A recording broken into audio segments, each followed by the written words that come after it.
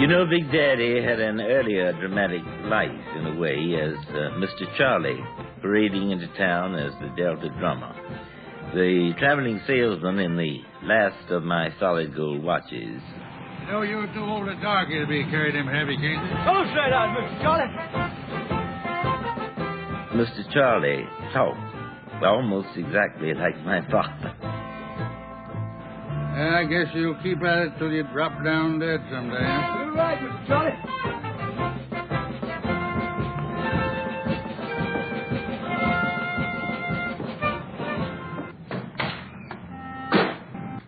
Yeah. Now set that pan in motion and bring me up some ice water by and by. The fan doesn't wait, Mr. Charlie. Deterioration.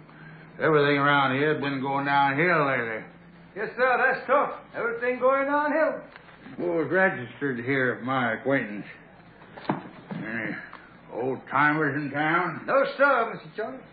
No, sir, Mr. Charlie. That's all I hear anymore. You mean to tell me I won't be able to scare up a poker game?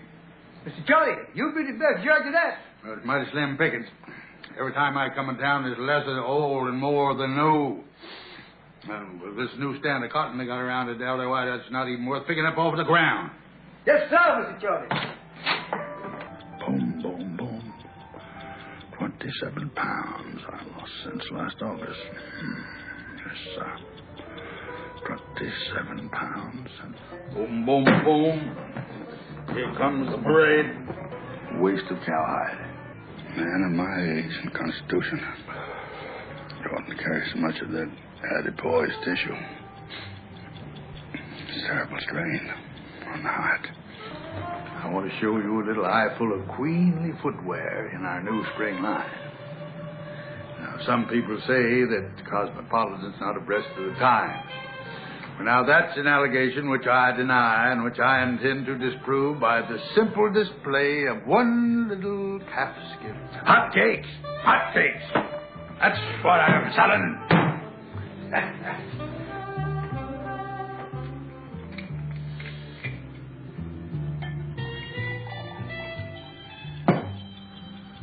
Maybe I'm living in a world of illusion.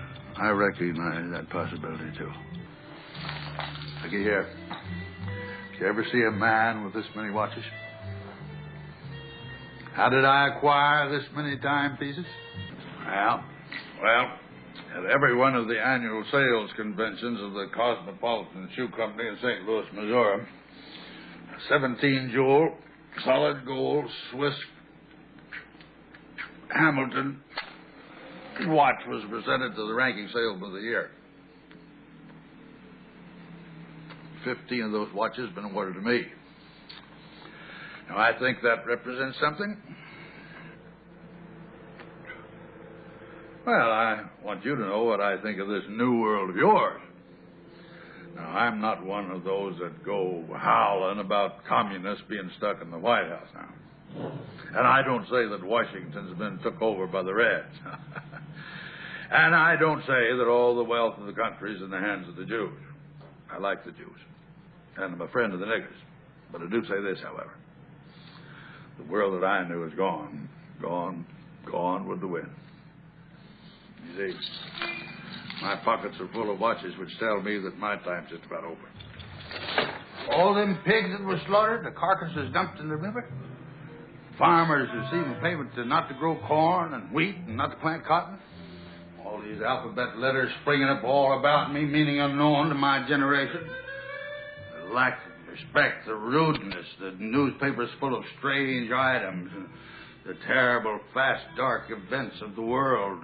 Toward what, where, why? Well, I don't pretend to have any knowledge now. I only say this and I say this, that I don't understand what's happened.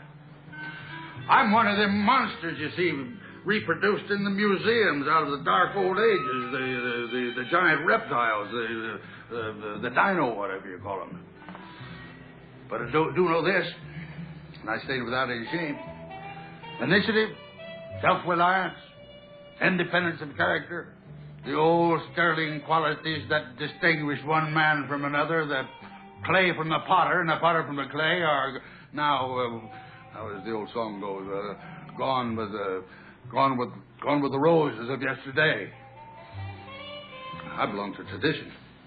I'm a legend from one end of the Delta to the other. From the Peabody Hotel in Memphis to Catfish Road in Vicksburg. Mr. Charlie. Mr. Charlie! Who knows you? What do you represent? A line of goods of doubtful value. Get out of my room. I'd rather play solitaire than poker with men who are no more solid characters than the jacks in the deck. What you shouting about, Mr. Charlie? Oh, I lose my temper sometime, nigga. Yes, sir. Remember what it used to be? Yes, sir. I used to come to this town like a conquering hero. Why, my God, nigga, they all but laid out the red carpet in my feet. Ain't that so? That is so, Mr. Charlie. Why, this room was like a throne room. My samples laid out over here on green velvet, and the ceiling fan going, now broken. And over there, the bowl and the pitcher put away, and the tabletop loaded with liquor, huh? And in and out of my room from the time I arrived to the time I left, the men of the road who knew me and to whom I stood for things commanding respect. Poker, hilarity, shouting, laughing. Where have they all gone? Graveyard is crowded. Every one of you knew, Mr. Charlie. It's mighty late in the day. It ain't even late in the day anymore, nigga. It's night. Yes, it's night, Mr. Charlie. Now, you see, all you cats I know heard about Vasco da Gama, the island bumper. He's a cat that had a big, fat publicity agency, what I mean to say, Vasco da Gama, Bump Island #1, boom, put in the book. Vasco da Gama, Bump Island #2, boom, put in the book. You see what I mean? He was with it all the way, publicity style, but there was a cat jumping around that time that had some bad press. It cut this polecat to shreds. And his name was Cabenza de Gasca the Gasser. He was a warrior stud for Ferdinand I. And Ferdinand I was a balling king. He was a king that liked to ball up a breeze and put on many a double gala swinging-headed Mardi Gras. He liked the ball all the time. He's one of them kind of cats that say, "Give Princess Lockadoo another castle. Will you right away?" I said, "We ain't got no more castles, Your Majesty." He said, "Well, build a one. Don't stand there like an idiot. What's the matter with you?" Consequently, the cat was short of change here now, you see what I mean? And he had to send over a little expedition to the New World, knock up a little bullion. And like I explained, Cabenza de Gasca the Gasser was a warrior stud, a first lieutenant for Ferdinand, and he had a bad scam in front because he got on a 3-ship lick, and they had a square captain that ran into a short tilt and blew the whole gig on the beach in Florida in 1410. And Florida in 1410 was Crocodile City. A cat couldn't stomp, flip, or step anyway. Them crocodiles snap, snap here and snap, snap there, and them poor cats are ducking and dodging them crocodiles and trying to get straight, and every bug in the jungle is hitchhiking a ride on these polecats, and the mosquitoes is dive-bombing these polecats, and there was a Cabenza de Gasca the Gasser and his buddy cat and a maw on the parrot. And the parrot had the best lick because he had that feather coat, you know, and them other poor studs didn't even have a Union Oil map. So they had to stomp on down the beach, and Cabenza de Gasca's buddy cat didn't move fast enough, and the crocodile snapped him up, and they had to tuck him in a hole and sweep some sand over his wig and swoop to see him, because they didn't know where they was going, but they know they had to go, because they know where they wasn't it. So Cabenza de Gasca the Gasser stomped all the way to North Dakota. That sure the cat didn't know where they was going in the first place. Then he turned around and stomped all the way to Mexico City.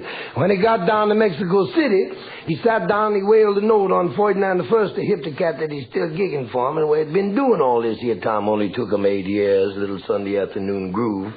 He said, "Your most royal swinging majesty, I've been on a lot of sad tours. I've been on a lot of mad beat, bent up, downgrading excursions. I've been on a lot of tilted picnics and a lot of double unhung parties." He said, "I suffered from pavement rash. I've been bent, twisted, spent, de-gigged, flipped, trapped, and babapped." But he said, "I never was so drunk in my whole life like I was with this here last gig you put me on."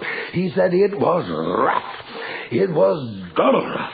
Seemed like Cabenza de Gasca de Gas and the Indian cat and the pad wailed up, and all through this stomping, ducking them dive-bombing mosquitoes and flipping and dapping from them crocodiles, snipping and snapping at them, and the polecats in such a bad strain and bind, breathing in staccato to keep the pilot light lit.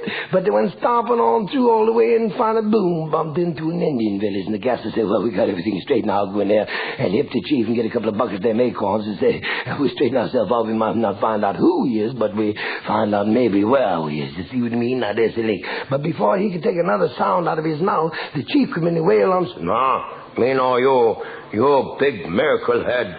Me hear you by Indian grapevine. You come, many big hem ship. He no sail water. He got white wings. He sail sky. Me know, me hear you. You plenty hip head. You got a miracle wig. Good thing you come. Me got buddy cat. Him have little difficulty, 17 crocodile. Little bit hung up, little bent. You straighten him. You put a magic lick on this boy. Put him on feet. Me give you a couple bucks acorn, maybe 2 or 3 squaw. Okay?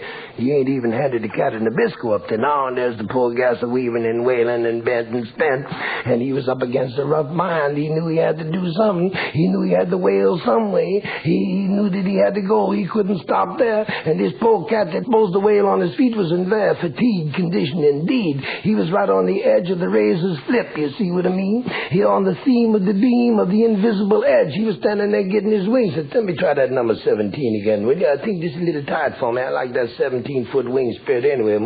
He was on his way out. Now, the Gasser, like I explained to you, if the chief had asked him to knock this cat off, he'd have made it, because that was a cat's lick. He didn't know nothing about bringing them in. He was busy taking them out. But like I say, he was on the end of the bind, and he knew he had to blow, and he was Cabenza de Gasca de Gasser. So the Gasser fell down on one knee, and he held his head upward, and he said, Lord, this is Cabenza de Gasca de Gasser wailing to you, Lord. Said, ain't no use looking for me in the book, Lord, because you won't find my name there, Lord.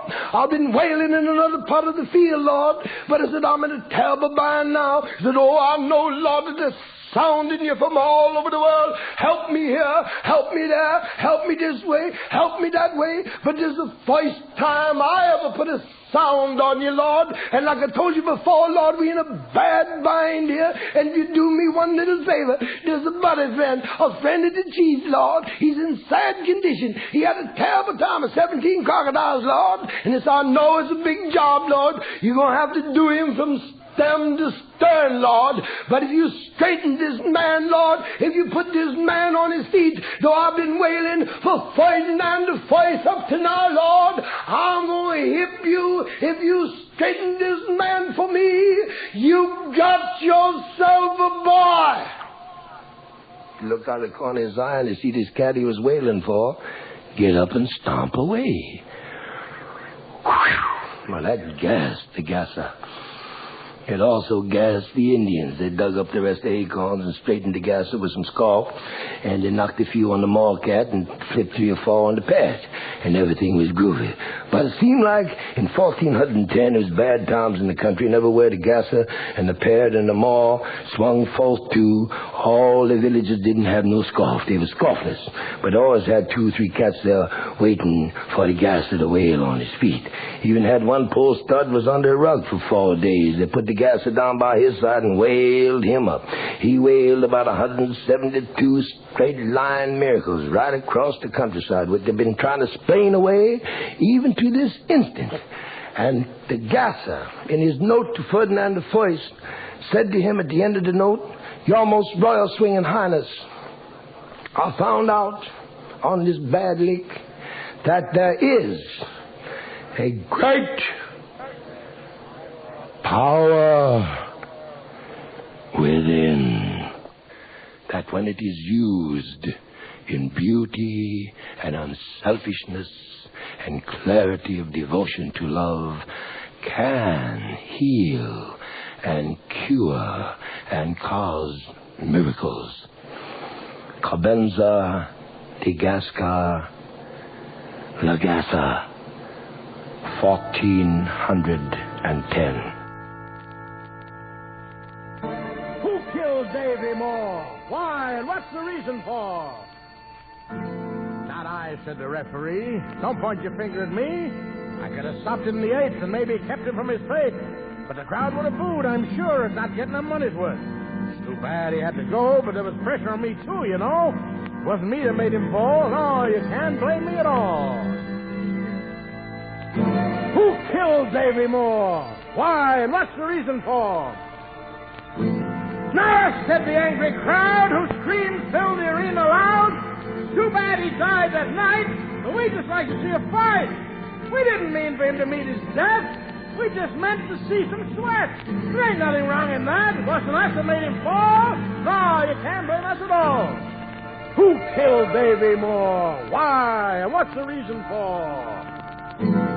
Not me, said his manager, puffing on a big cigar. It's hard to say, it's hard to tell.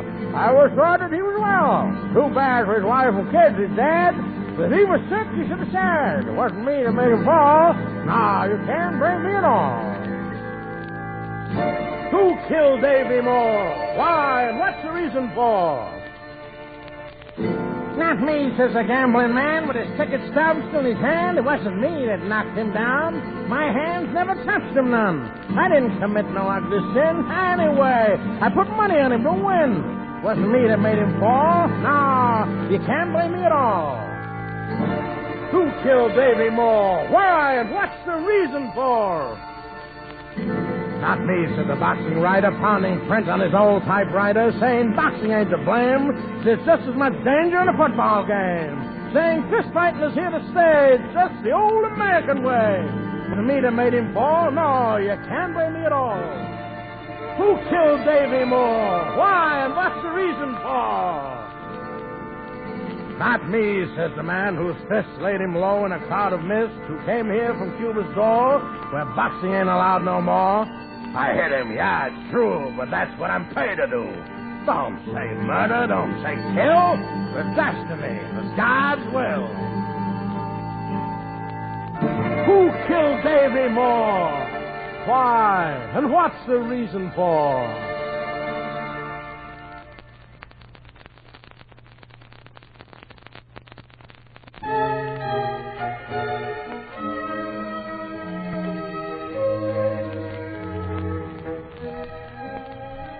Go away from my window.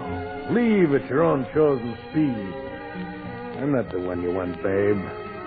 I ain't the one you need.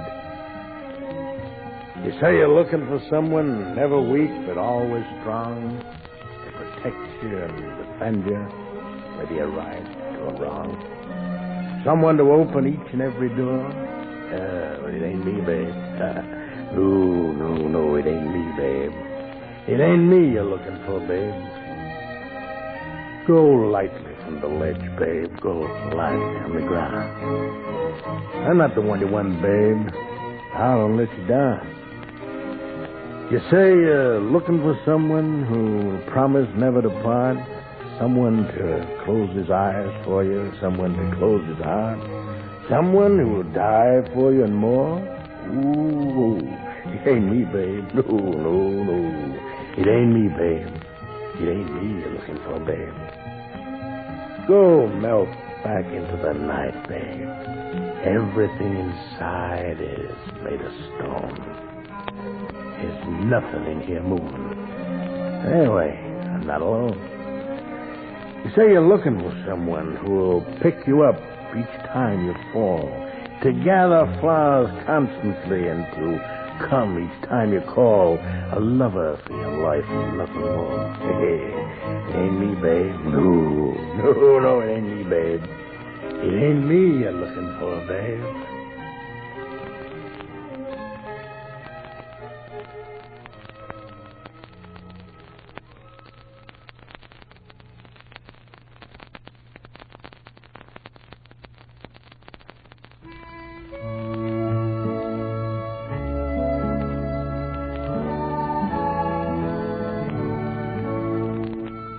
I'm sailing away, my own true love.